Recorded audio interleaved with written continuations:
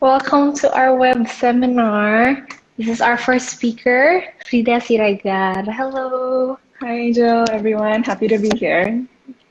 Okay, so without further ado, we'll directly jump into today's main topic, being critical thinking. So, for you personally, how would you define critical thinking? So, for me, critical thinking comes down to making sure you have good reasons for your beliefs. It means like being able to distinguish good reasoning from bad reasoning, and good in the sense of like approaching what is rational or true or objective. I was first exposed through critical thinking in that as it's itself through English debating and back in university. And I think that it really applies to everywhere in your life, like personally, professionally, academically, and it's just a critical skill in this day and age.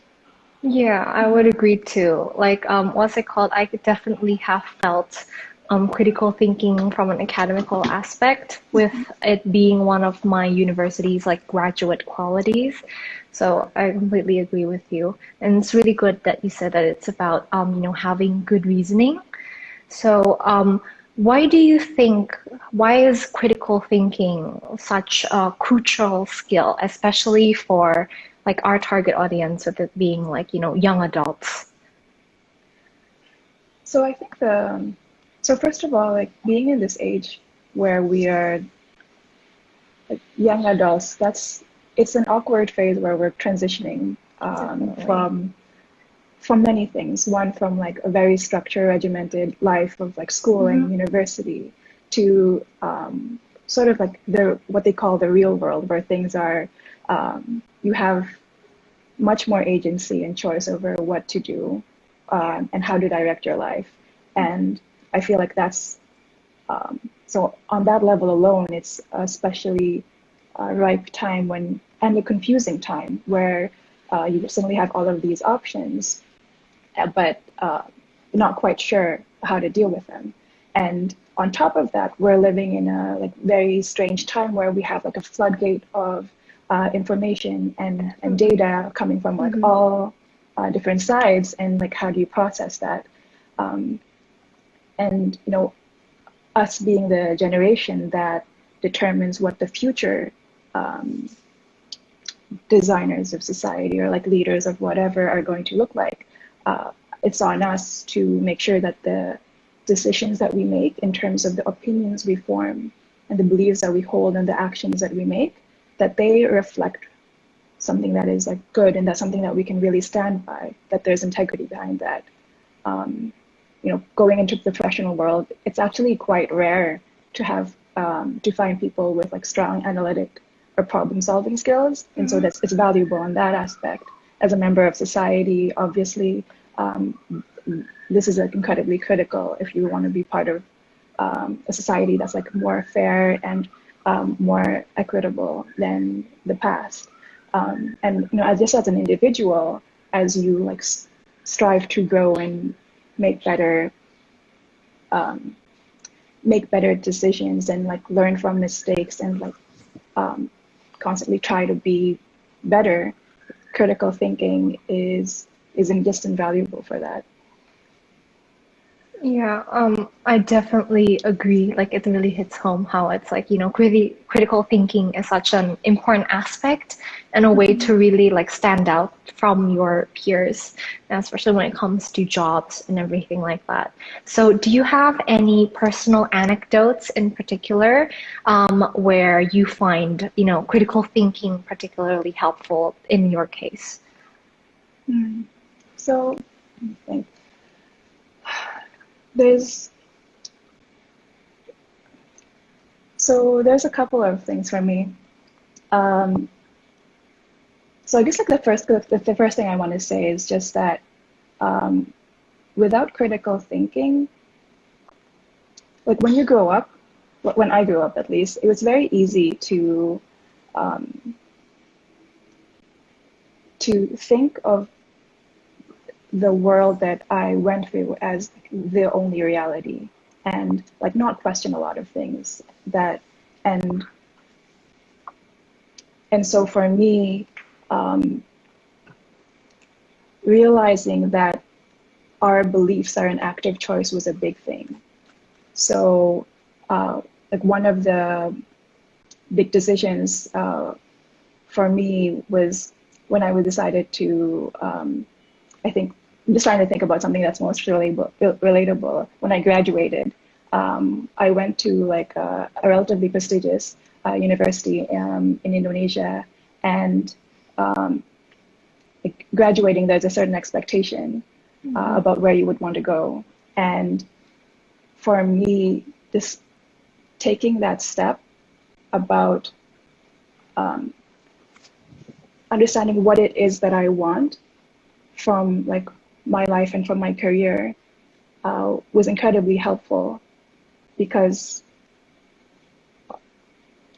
it helped me remember like what my goal was, as opposed to what, and differentiate that from the expectations that I felt from my peers, from my alma mater, from my family, and getting down to the crux of like, what is your question? Like, what is the thing that drives you, or like what is the purpose of this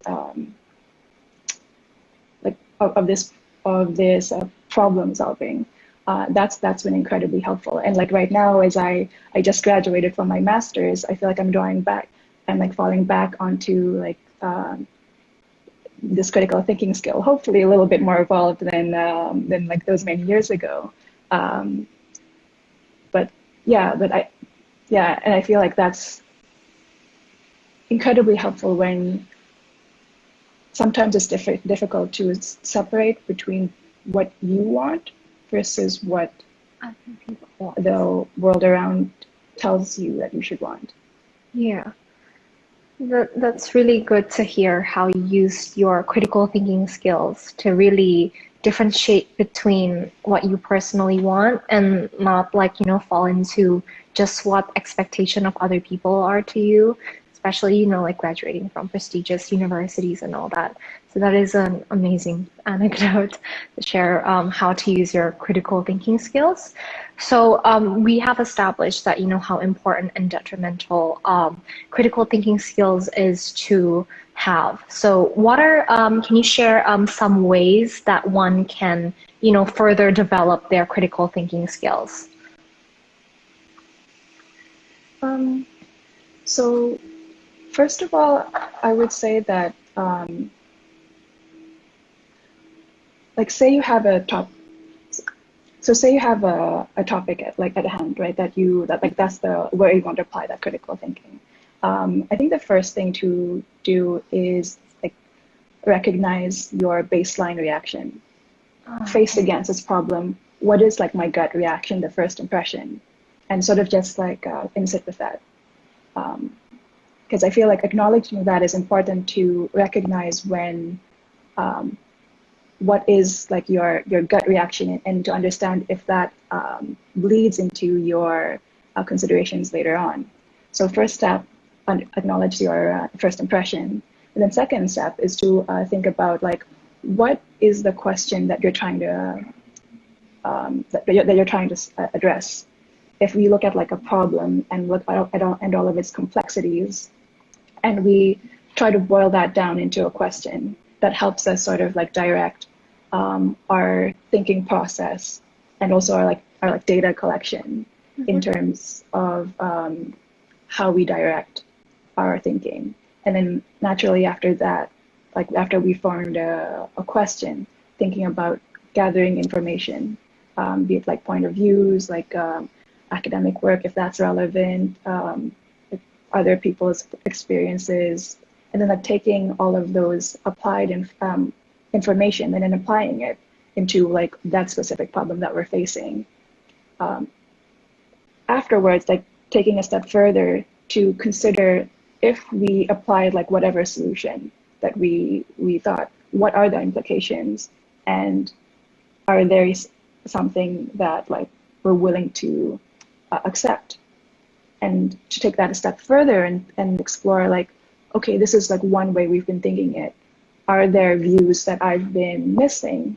Are there like point of views or perspectives from like opponents or like marginalized groups or like academics or whatever? And so that kind of helps forces us to expand our point of view beyond the traditional. That's really good because what's it called? Critical thinking is all about like seeing things from different perspectives and like not only solely from your isolated point of view. At what point in your life did you realize that developing these critical thinking skills is so important? So for me, back in undergrad, I participated in English debate.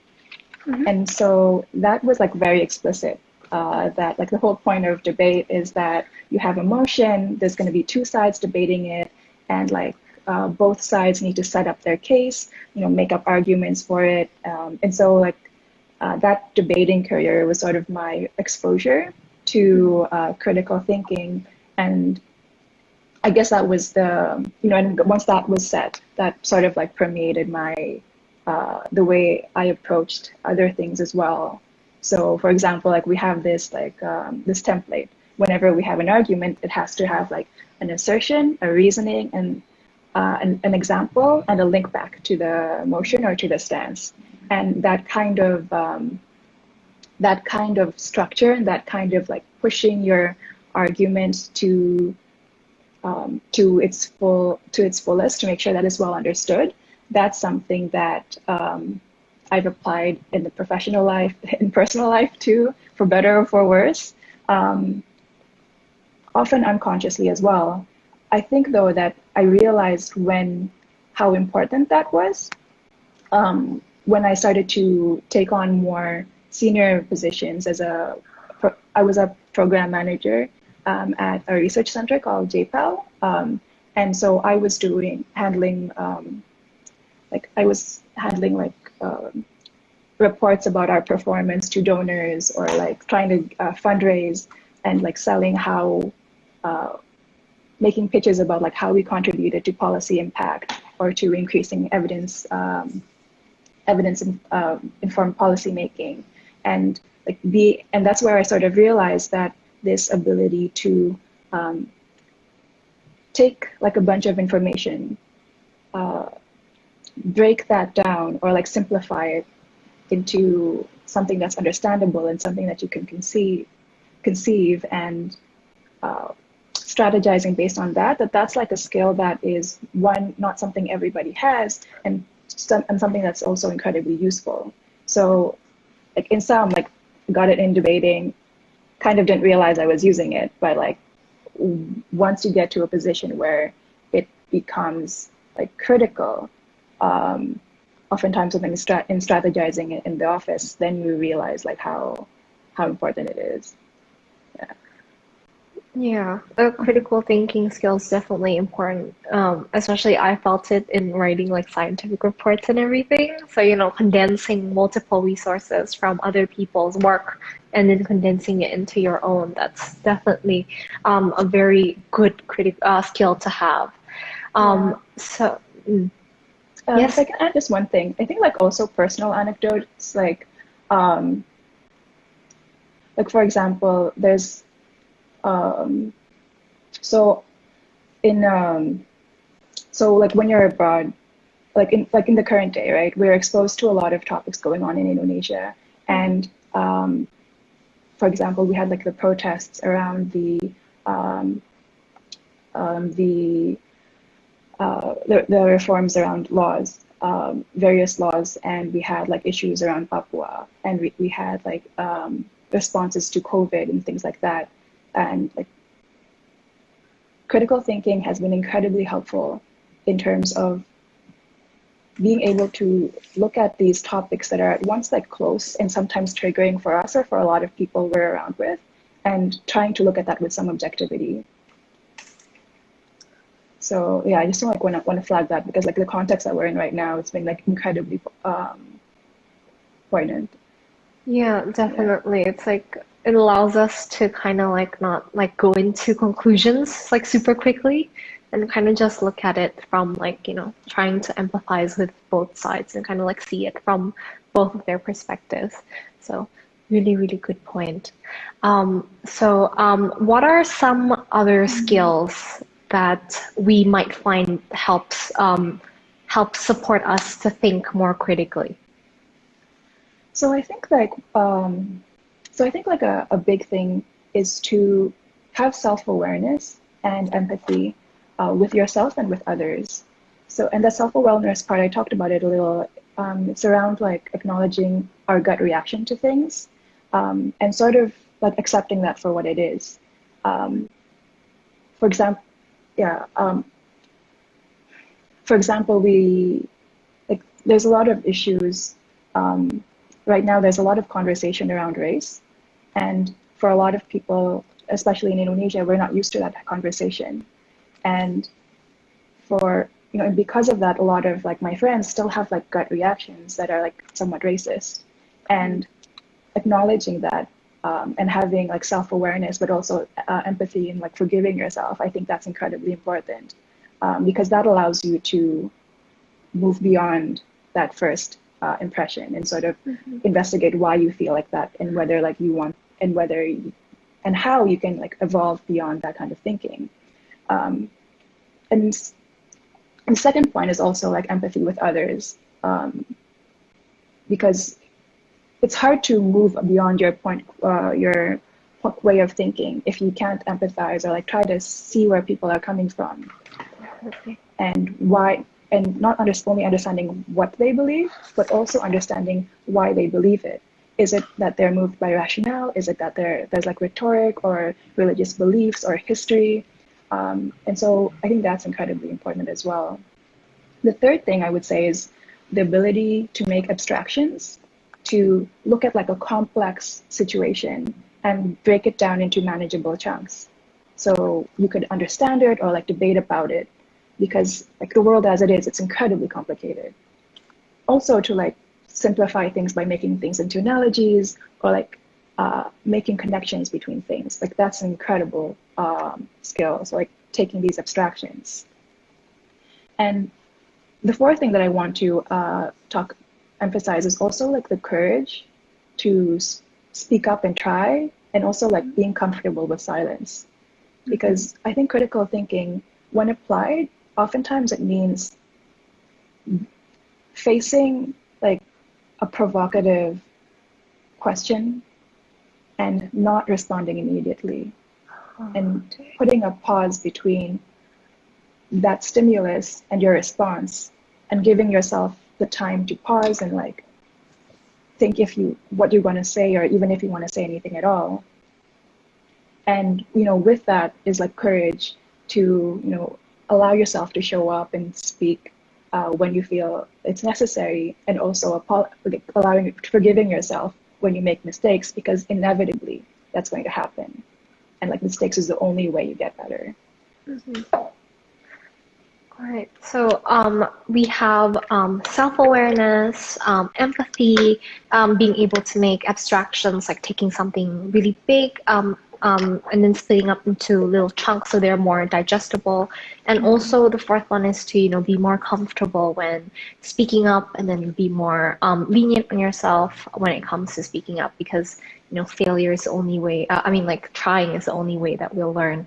So do you think that, these four skills are kind of like your stepping stones into critical thinking in like a bigger picture? Like, are these skills like an important things to master before you can fully encompass, the critical thinking skills itself? I think that these are four things that kind of grow in parallel with critical thinking. And like they grow in parallel with also trying to be just like a better human being, at least in my experience. It's hard. We're all struggling here. And and like the thing with all of these, as well as with critical thinking, it's like you develop a skill, you develop a muscle, you get better when you constantly use it. But also you find that when you're in a new environment, you're exposed to a new experience, you meet different people, then suddenly like the tools or the information or like the worldview that you had used before no longer works, and then you have to like adapt your critical thinking. Yeah. And so like in that sense, I would say that, you know, you never quite have these things down pat. It's always like constant evolution. Yeah, that's true. That's true. So, you know, it's like as you move towards life and critical thinking skills, you're also, you know, able to develop all of these other skills that would, you know, later on in life would make you, you know, as you said, a better person. So Yeah, yeah, nothing is linear. Like it all yeah, looks linear from like yeah. hindsight, but like the way there is never straightforward. Yeah, it's just what you have to like constantly develop yourself, and then yeah, you know, try to become a better person, and then you'll kind of have a better picture on what, you know, what to do in life. So yeah, do you think there are any quote unquote traps that might hinder someone or might hinder, you know, the cultivating of critical thinking skills? So I think the biggest traps lie.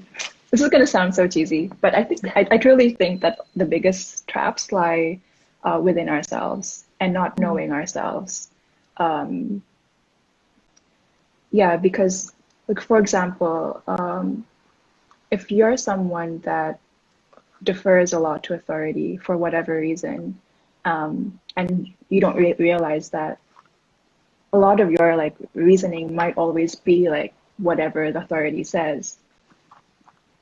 And or similarly, if you're someone who like cares very deeply about not rocking the boat, about like not creating conflict, then it might be that like all of your reasoning is geared towards avoiding conflict. And I feel that knowing the ways in which you're predisposed to certain ways of thinking, that's incredibly important for you to be closer to objectivity, and to make sure that when we're coming to a conclusion, it's a choice that we made based on like our, you know, logical reasoning, rather than a reflex that we fell back onto because it's just comfortable for us or it's a habit.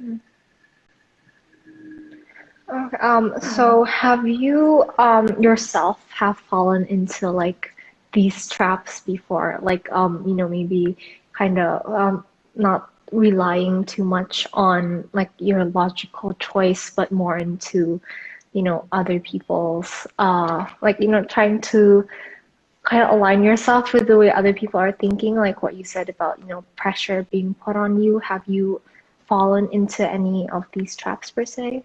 Oh, of course. Like absolutely. I think that like for me, I realized like pretty early on that like one of my predispositions is like I'm a huge people pleaser. And Oh, yeah, same. so and so like avoiding conflict for me is like so ingrained to how I see the world and how I behave and how I think. And so so like in the office, I would oftentimes, you know, behave in ways that I would take on extra work to avoid conflict, when actually like maybe, you know, orchestrating conflict or like allowing that conflict to happen would actually be more useful. Like I would do that in study groups as well. I would do that like in relationships as well. And that's even with the knowledge that I'm a people pleaser. Like even with that, you have to like practice that muscle to make sure that you not only do you know it, but you use that knowledge when you're making those decisions. Mm-hmm. Yeah. So, you would say that a way to overcome like these traps is again just like knowing yourself, I guess, to really understand like, you know, if we know that we are like, you know, like textbook people pleasers, we would try our best to learn to like, say no, or like what's it called? Get out of our comfort zone and try to fix it, I guess. So yeah. Yeah, I would also add that like making space in your day and in your life to reflect and to like pause in that's really helpful because I feel that the pace of a lot of it seems like the pace of a lot of people is very, very fast. Uh, there's like you go from one activity to another, like you know, classes and extracurriculars and then socials and then like family time. Sometimes it's like nonstop, and um, it it's often the case that we're like constantly on and like working and like just trying to like our brain is always on that we never quite take the time to reflect on what happened today, how I reacted, is that okay with the way with what I feel or what I stand for. And so like making out those making space for that, if it's like through like prayer or meditation or exercise or whatever, I think that's incredibly important, especially in this like time where there's a lot of stressors and the pace is also incredibly demanding for a lot of people. Hmm. Yeah, I feel like what's it called? People are incredibly busy. I guess Mm-hmm. with the current situation with the quarantine and everything, maybe people will have more of a chill day at home and is able to kind of like reflect back on what they did, hopefully. Yeah, I think So, like yeah, no, but just like on that point alone, I've been like interacting mostly with students, and so mhm, like the perspective that I get is like mostly people are like either enjoying this time to decompress, or they're like lonely because they're in like there's like one person in dorm or in an empty apartment. But like a lot of people are struggling to because they were laid off or they were furloughed mhm, and or they're like sick or they're working incredibly long hours, and because they're not in the same social circles, they're not on the top of our minds, right? And like that, I think that's another example of where we just by our bias to see the things around us, we see that like we think that that's the only reality yeah. there is, and like I'm often guilty of that. Um, but yeah, it's like constantly constantly trying to stay on for what matters, but also making space is like Yeah. a constant strive for balance. Yeah, you Yeah. definitely need to keep things in like nice homeostasis balance for that to have like a healthy life. Like you can't be on for 24/7, but you need to also work. So yeah. So would you mind sharing some tips and tricks? Maybe that's very similar to the skills, but do you have any other, like tips and tricks on like little things that you've done in your life to further, your critical thinking skills, or to remind yourself of like, to be more self-aware or things like that? So I I meditate, and for me that's been really helpful, just because like my it's so easy to like jump up in the morning and like go onto email or like just like drown yourself in whatever. So for me, carving out space for meditation is incredibly important. I think that seeking out different ways of thinking through like books, literature, media, like meeting other people, volunteering in different places. I think that's also something that if you can do, that's like, really valuable. Um, I found like especially you know as students we're oftentimes in this campus bubble, right? And it really bothers me sometimes just how much of a bubble I'm in, and so like striving to like put reminders to like try to go out physically or not. Yeah, I think it's incredibly important. And I think like seeking out like books by I think that for me, like it's books that really question your foundational beliefs of the world in the world, or like or books that talk about cognitive biases. Um, so yeah, those things are like really I would recommend. So yeah, like for example, like the Justice book by, oh, perfect. We had history. Do you have any book recommendations for critical thinking? Justice by Michael Sandel. That's like, I like that because it makes you question the foundations of a lot of our beliefs and brings up a lot of questions that I didn't think about that are implicitly accepted. Thinking Fast and Slow by Daniel Kahneman for like all of the biases that we're prone to. Thank You for Arguing by Jay Hendricks for like logical fallacies and so on. And like a bonus one, when I was talking to my husband today, he recommended this freely available version called Harry Potter and the Methods of Rationality, which is available online, not promotion, but yeah. I just want to note also that all of these books are by white Western men. So if someone has like recommendations from more diverse authors, I would love that. Yeah, I took rhetorical and writing unit of study this year, and it opened up my eyes into how like some presenters on TV or people who are debating in real life uses so many rhetorical fallacies, like the scare, what ad hominems and everything like that, and just opened up my eyes into like, damn, some people are fighting dirty, like. But it's what moves people, right? It does, yeah. I did like a whole essay about which rhetorical appeals are the most effective. And I just went down into like old Aristotle books, and that is true though. That I love it's like that. that's definitely how they persuade people. Yeah, I know, and but I think like that's a huge like critical thinking trap of thinking that rationality is the only way to convince, or like the best way to convince people. Because if you look Yeah, like actual facts, as you said, it's often rhetoric or like yeah, emotive. And so definitely. like when we're like we should, yeah, like I think we should be like aware of that as well. Yeah. Yeah, definitely.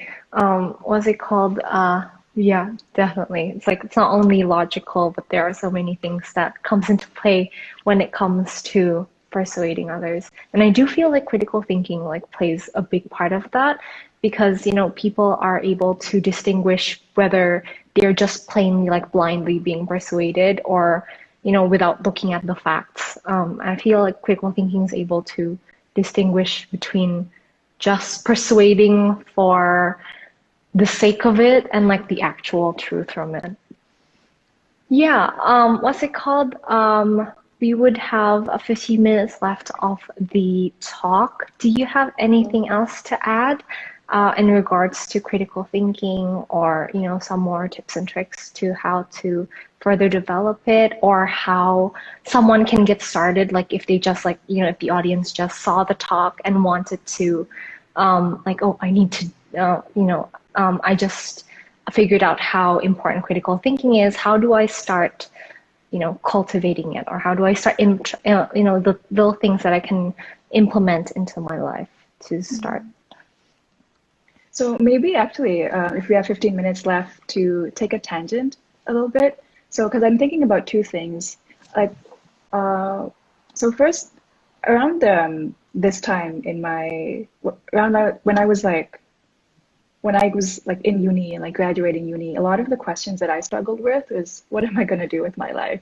Like, what am I doing? Like, I was in a program that I wasn't sure about. And when I graduated, I was sure that I didn't want to do that program, but I didn't know what, and like if there's other people like facing that question, I feel like critical thinking is helpful.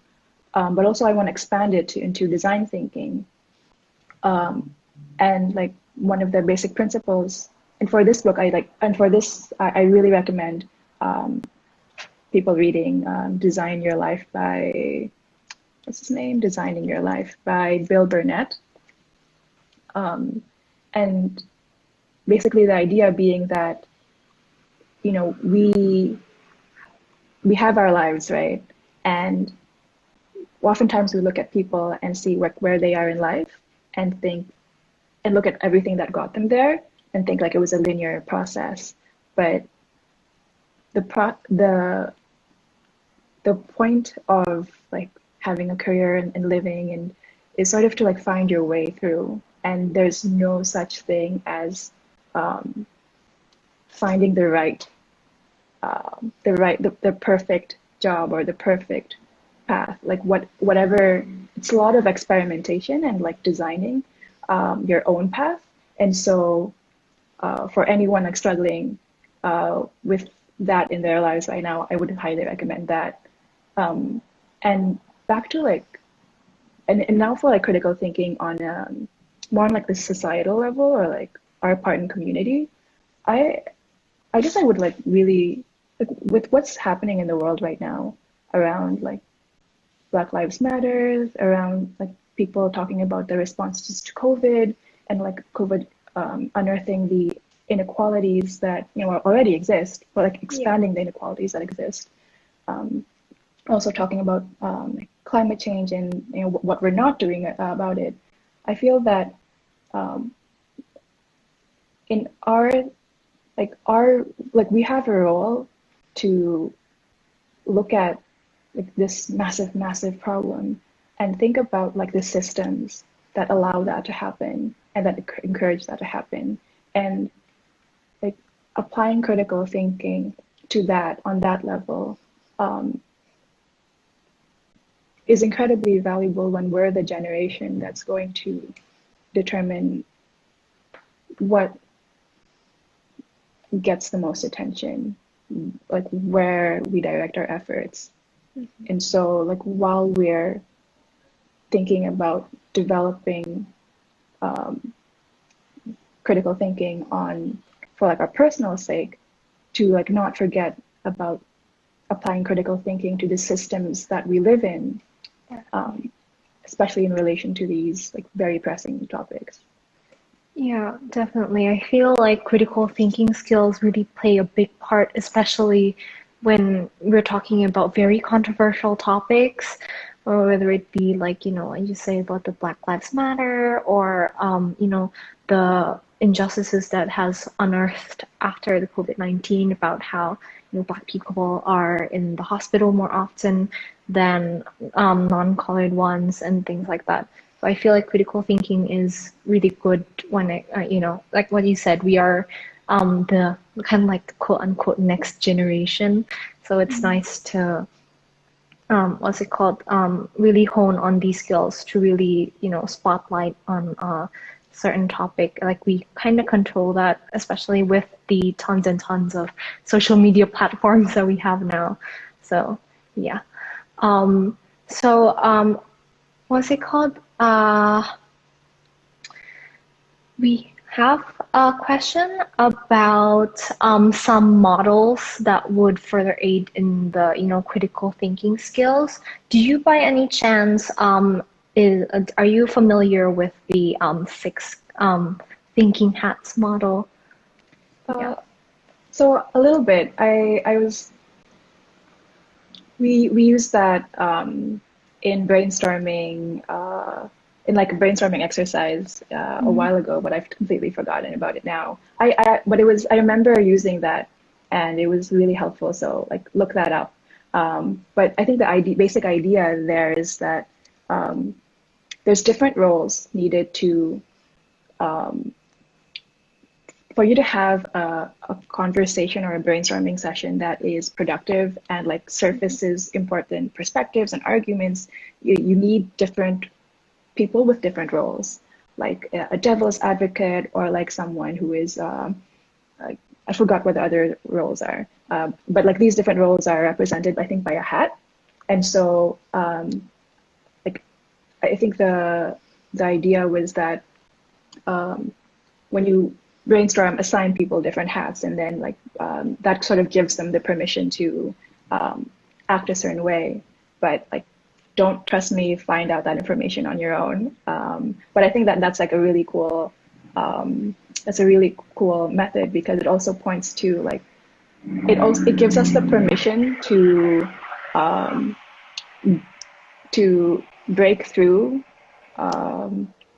the norms that might be holding us back for example, like a people pleaser like me might have a lot of like good points to make, but because I'm just so used to not rocking the boat, I feel shy about bringing those points up. But if I have the devil's advocate hat, maybe that gives me the permission to sort of Step out of your comfort zone a little bit. yeah. So like that's a great example for a tool to use, Yeah, especially I for feel. like yeah. No, no, Yes. go on. Yeah. Oh, yeah, I feel like the, six thinking hats is also like incorporates what you said about, how people with critical thinking skills need to be able to kind of like channel different perspectives and kind of like find their own ground in the midst of other people's different perspectives. So yeah, for those of you who want to, what's it called, really dive into the six thinking hats, you can definitely Google that yourself. So we also have another question from Adeline. She basically said that how do you navigate the line between challenging someone's opinion while also practicing empathy? It's a really good question. Yeah, it's a really good question. I think that first of all is to look where it's coming from. Because if you're on social media or like Twitter and like you get a bunch of questions, some questions are just worth ignoring. If you like, if it's like, if you think it's coming from a troll, like ignore, not worth your time. But like most of the time, when we're like dealing with like real life interactions, I think the basic rule of thumb is going back into switching roles. Like if you were in their position, yeah, like just the golden rule, like treat others how you would want to be treated, and so when you're faced with a different opinion, like practicing that inquisition with leading with curiosity rather than like with rebutting. I think that's like the most helpful thing for me. And so like framing your questions around that as well. For example, like if they have a different opinion, being more curious about it. Like for example, like framing the questions as like, why do you think that way? Or is this really what you, or like rephrasing it and is this what you meant? Or like, because oftentimes there's a reason for why people say things. And if we don't agree, we might not, it's probably because we don't know where they're coming from, or we could like agree to disagree. But yeah, but I think that in all regards, except for trolls, I think it's always possible to have a civil conversation. Yeah, that's true. What's it called? I'm kind of curious about how your background in debate plays into a part in like, this like more sympathizing aspect of, like quote unquote kind of like challenging someone's position, because in like debates you kind of have to be more like a little bit more like saying that, hey, you're wrong. Like, but in real life you definitely can't do that unless you want to make a few enemies here and there. But what's it called? How do you transition like from your first, what's it called?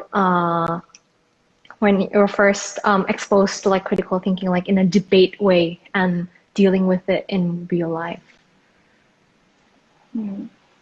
I think, well, first of all, I think that's maybe just how I was wired before that. I Yeah, I think it's just like debate is it's like it's just a competition and it's just like you're in it for fun, for the fun of it. And so and I think like debate has actually helped me be more empathetic, because to debate effectively you need to be able to put yourself in different shoes, right? And and so for me, a lot of the experience, the takeaways from debate is actually how to like be more empathetic in my reasoning. I think the tone was what was most competitive rather than like the message. And so like debate was actually like helpful for my empathy, I think. But the tone of like the public speaking like tone, that you take in debate is like something that I definitely adjusted when I went to like real life or like public speaking in other more normal situations. Yeah, definitely. Do you have anything else to add? Because we're probably going to be wrapping this up in a few minutes. Do you have any last messages to our audience in regards to critical thinking? Nothing more than just like keep your various hats on. Yeah, Yes, definitely. and Okay, I just want to say thank you so much for being an amazing speaker and taking your time to be a part of this Before 25 seminar. I'm very sure that the audience have gained so much knowledge from you, and as you know, their eyes are now opened to the world of critical thinking skills. So again, thank you so much. it's my pleasure to be here. Thank you so much, Angel. Thank you.